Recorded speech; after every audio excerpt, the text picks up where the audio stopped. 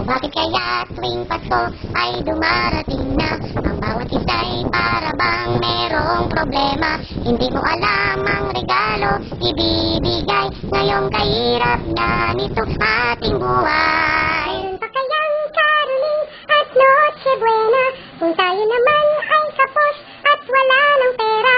Nakakahiya kung huling pagtaguan mo ang iyong hinahanap sa araw ng Pasko.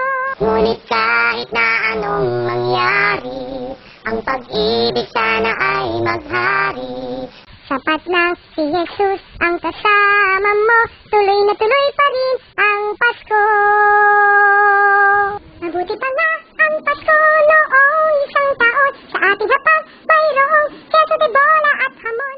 Makasakipit, Happy New Year mapopostpone, at ang hamon ay mauwi sa Bagoong. Ngunit kahit na anong mangyari, ang pag-ibig sana ay maghari. Sapat nang si Jesus ang kasama mo, tuloy na tuloy pa rin ang Pasko. Tuloy na tuloy pa rin, tuloy na tuloy pa rin, tuloy na tuloy pa rin, tuloy na tuloy pa rin ang Pasko.